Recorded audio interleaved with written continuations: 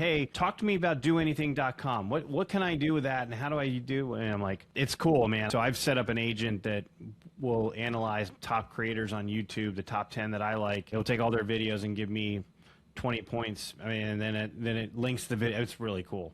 Anyway, I'm pretty much, my wife's like, stop talking about AI agents. It's ridiculous, but it's very cool. But yeah, we're going to talk about all that stuff at Content Crib. It's going to be great. All right, so drum roll. The book launch has occurred.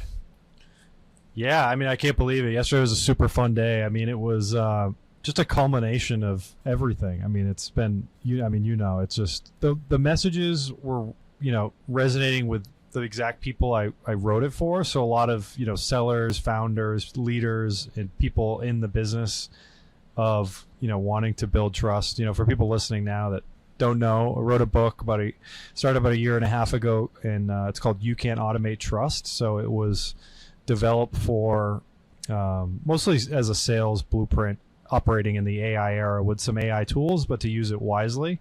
And yeah, I had the launch yesterday, which is also my birthday. So it was getting closer to my birthday. I'm like, hey, this is just getting pushed back for months.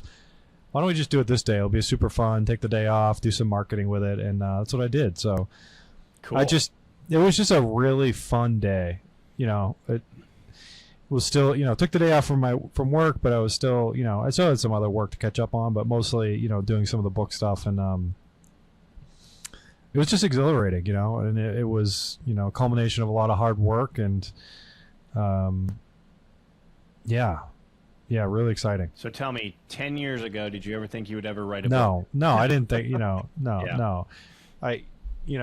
Absolutely not. I mean, I definitely have to credit a lot of it to definitely meeting you guys several years ago were a huge inspiration to me. Just, learning from you guys, you guys being you and Matthew, and, taking the leap and just being a student of you guys, and then obviously partnering up. So that was a huge thing. So thank you for all that. And then, of course, my wife, and then, of course, sobriety. So, I mean, those are three of the big things. And then some other people I threw shout outs in, to, my family, my parents, and a lot of cool mentors that just kind of, shaped the idea of getting to this point, right? It's, and part of the book also talks about sobriety and using it as a cheat code to, be a better marketer, sales rep, business person, all that.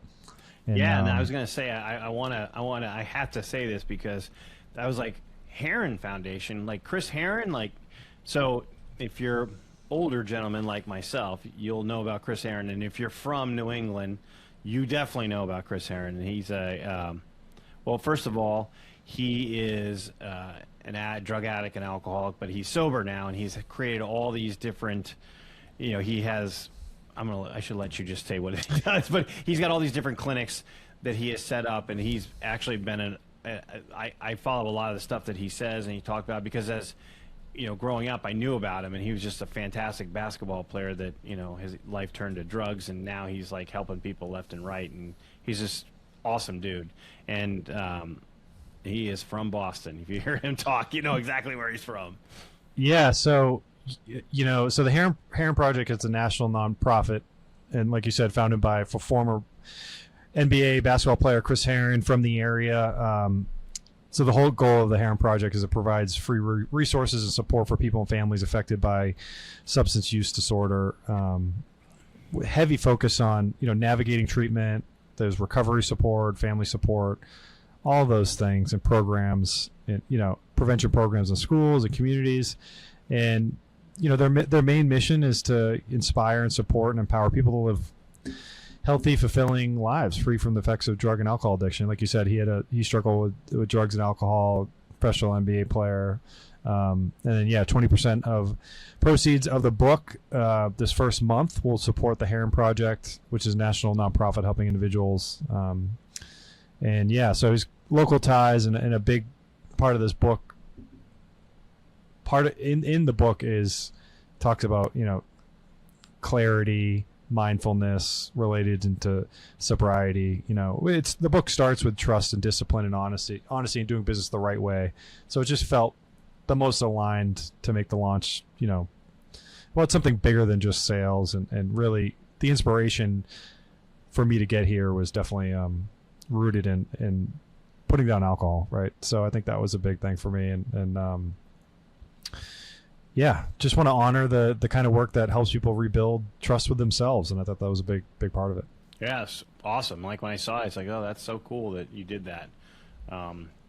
Yeah, it's if you're listening and you are struggling, listen to the stuff that Chris has to talk about, because, well, Chris Grosse and Chris Heron, you both have the same. Yeah, exactly. But Chris Heron, one of the things I learned from him that was, and this podcast is not going to go into, the different tricks and tips for sobriety, but it's yeah, and you're also too. Yeah, so 100% for 7 years.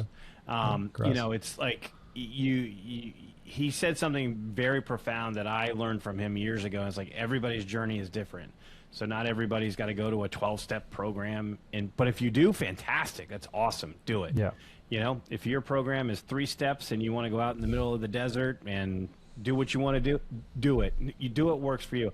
And that was the thing that really resonated with me about Chris and what he had to say. So anyway, that's what, for me, when I saw that, I was like, oh, cool. Like everything comes full circle. So super cool. So yeah, that's really cool. I'm glad that, and I had no idea that you knew him that well and all that. So that's a new learning moment for me. So it's super cool to hear that. And sobriety, being alcohol free and sobriety overall changed everything on how I show up, and it really retaught me like what actually discipline is, being honest with myself, actual follow through, and trusting myself. And obviously the book is about building trust with others, but sobriety taught me that it starts with rebuilding trust with yourself. And there's a lot to that, but there's I think that anybody that's listening that may have had any sort of addiction, whether that's Netflix or too many, barley pops, I think you realize that, sobriety can give you, or any of these addictions, give you your future back in a lot of ways that you maybe didn't know that was possible. So to answer your biggest question of all, which is like, did you picture this 10 years ago? To get back to it, hell no. So yeah, so that's a long way of saying no. Gotcha. Well, I love it. That's awesome. So, well, good. My book officially arrives. I was hoping for this podcast that I would literally pick up the book and have it in my hand, but it's supposed to arrive any minute now from Amazon. Where is You Can get the book? I'll let you pitch where you can get it. Yeah, you can get the book on Amazon. You could also get it at chrisgrosse.co/book. It'll link you right to Amazon. That's Grosse with an E. But yeah, Kindle and paperback. Audiobook is in the works, probably another month out, but excited to also add that to it. So, if I sell a couple hundred copies, I'll be very happy. We'll see what happens. You're going to blow through that, man. You'll blow through that. I saw the messages, man. I saw everybody going, yeah, this is great. It's a great idea. Cool. Awesome. Yeah, you'll do that exponentially. It's very kind of you. Thank you. Sure. So when are you writing the next one? That's what my grandmother asked me. But it's funny. I started thinking about it. Started thinking about the next one, but I think it's going to be closer. For a little tease, I guess it's going to be kind of closer to what I do with my newsletter, which is the precision medicine economy. So I think I'm going to do something around that, just because there's so much exciting stuff. Yeah. That I talk about seems to get a lot of traction. So yeah. That's an awesome idea, because I tell you, we did the podcast talking about peptides and what you do, and man, it's doing well. So that's definitely well needed in the marketplace. But yeah, we have Content Crib coming up. It's going to be here fast. Summer will be over, and we'll be talking about getting back to Bentonville. I don't want to not discuss that. I mean, I'm talking to more and more people. I've had a couple conversations today with some new people that are just kind of floating around my realm that, they message me, or we start conversations in LinkedIn DMs. It's like, I love your content, love what you have to say. I say the same thing. And it's like, how are you getting your brand out there? Are you just posting content? Have you thought about different partnerships you can have? Have you thought about, going to different networking events that are people doing similar things in that space? And, what tools are you using? Those kind of conversations. Because what's really going to be exciting about what's coming up for us in Bentonville is we're going to dive into a lot of those tools, which I'm going to hold you responsible and me responsible for making sure we have a bigger screen for Bentonville to do this, because I am concerned about that, but we are going to do it. You know what? I'm going to write it down right now. I'm literally going to write it down right now. Big screen, and I'm going to email the lady today. Because you're right. Now you've got me freaked out. Thank you. I was like, you're right. That TV is not going to work. And I was so excited about it. I wake up in the middle of the night a couple times. I'm that much of a loser. I think about Content Crib. No, you're not. I should just probably call you because I'm awake then too. Yeah, but I'm like, I can't wait to show people all these tools and these agents and all these things we're building, and all the different technology pieces, because we do tease that at some of our Content Cribs, and people like pull their chairs up and they really start to pay attention. Yeah, I get phone calls and messages like right now. Like I had, which I got to return his phone call. Jake, called me, left me a message that I didn't pick up. I didn't get it, but anyway, I got it. And it's like, hey, talk to me about doanything.com. What can I do with that, and how do I do? And I'm like, it's cool, man. So I've set up an agent that will analyze top creators on YouTube, the top 10 that I like. It'll take all their videos and give me 20 points. I mean, and then it links the video. It's really cool. Anyway, I'm pretty much. My wife's like, stop talking about AI agents. It's ridiculous, but it's very cool. But yeah, we're going to talk about all that stuff at Content Crib. It's going to be great. I mean, it's going to harness everybody's desire for productivity. And I'm looking forward to hearing the audience, like, a hand goes up and goes, hey, I use this. Have you thought about coordinating this with this? And I know it's going to happen, and I'm going to learn a ton of stuff. And anyway, everybody who says the whole thing about AI is this and AI is that, and whatever it is, whatever you think it is, good or bad, the one thing it can do is it can save time doing things that you used to do yourself. Like if you remember when you used to create all these different spreadsheets for all these different things, well, an agent can go out and get all that information, collate it, put it in spreadsheets for you, send it back to you each morning if you want sales documents that you want to be able to use. I put out a post about medical device district managers, and I really struck a nerve with I got some not so nice messages, and then I got some higher ups who were like, tell me how exactly you think this can work. And essentially what I just said was like, hey, if you're a district manager or upper level manager that all you're doing is passing information from your rep to a VP who's then asking his secretary or assistant to put that into a report, you will be replaced. There's no need for you anymore because AI does it easily, and it takes all of about 13 seconds with an agent in the morning. And how I know this is because I do it myself with businesses of my own. So don't be that person. Yeah, I mean, it's just an insane amount of tools that I'm still learning and using, and I learned some of them from you and vice versa. Just to talk about the evolution of Content Crib, because I think it's important.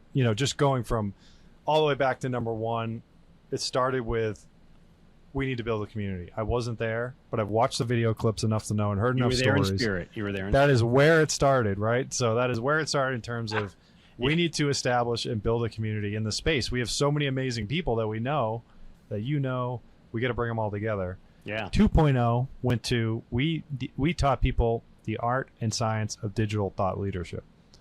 How to formulate it right from the startup all the way to daily thought leadership. 3.0 was super fun because it was case studies of community and implemented digital thought leadership, so it gave people examples. So I think a lot of people hear about how to do it, but then they want to see how it's done. So that was fun. 4.0, more guest speakers to frame their experience even further. 5.0 went into more focused implementation on digital thought leadership within one's organization. And then 6.0, which was our last one, was all about entrepreneurs, free agents, physicians, authors.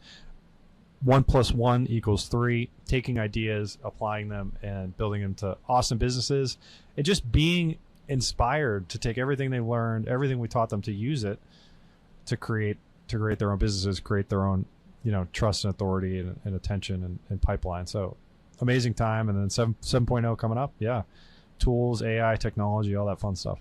Yeah, and it's and then we're going to shift to a yearly meeting, and the reason we're going to do that, because I've had some people say, oh well, you're just not getting enough people that are coming. Like, no, it's not that. It's what we want to do is have a yearly meeting with a central location where we can harness a lot of different thoughts and things that we want to look forward to in the future, bring all that together, and then add some kind of special sauce, you know, and when I say that, I mean, you know, add some different breakouts that, you know, may entertain some others that want to do this or that or whatever the case may be, but it's still all under the auspice of having a community of people who are like-minded, think the same, and can learn from each other and work together. And so doing that once a year, it's tough for people to, you know, get 2 times off a year, 2 weekends, believe it or not. And yeah, it's tough. So, but everybody can say, okay, 1 weekend a month in October, I'm going to wherever that may be, and going to go to Content Crib. And so that's why we've just, you know, for ease of scheduling for people as well. It's a lot. I mean, it's a lot for us. We can barely.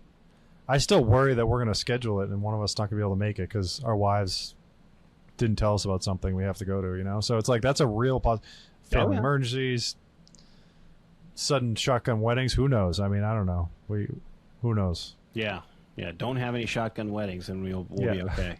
Yeah, exactly. Yeah, no, it's a lot, but you know, I'm excited. I love twice a year seeing everybody, but once a year, I think we can really get everybody, because we have so many people who say, oh man, I can't make it that time of year, or oh, I can't make this, or I can't make that. But if you know a year in advance, this is happening on that weekend, everybody who wants to get there can get there. Exactly.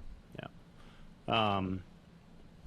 But yeah, so we'll I'll put the link in the show notes, whatever you're listening, or if you're on YouTube, they will be below. And Content Crib 7.0, and we're filling up fast. I was pleasantly surprised when I looked at we're getting there pretty quick, so it's just exciting. Well, that's a wrap. That's it. All right. Episode number 41. We are slowly getting to almost 1 year of doing this.